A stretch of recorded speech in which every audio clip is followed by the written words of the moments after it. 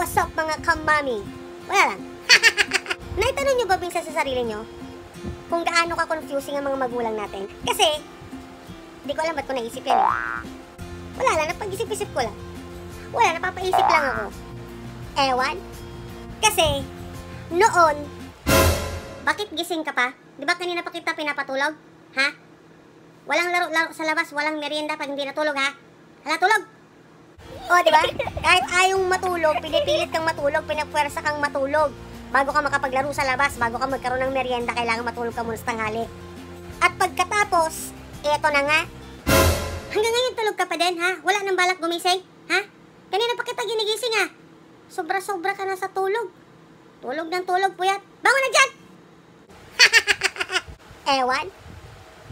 Ano, bakit hindi ka sumasagot, ha? Kanina pa ako selta dito para nakuntang kausap ko ang sarili ko, hindi mo ako sinasagot, ha? At pagkatapos, na hindi naman po eh, ganito kasi yun. Aba, sumasagot ka na pala ngayon, ha? Sampalin ko yung bunganga mo, eh. Ewan? Hindi mo daw siya binibigyan ng kahihiyan. Ganito na lang ba palagi, ha? Ano ba naman yan? Bigyan mo naman ako kahit konting kahihiyan. Tapos, ano, ha? May problema ka na naman daw sa school, ha? Napakaano mo talagang bata kay, ha? Puro kahihiyan na talagang binibigay mo sa akin, eh.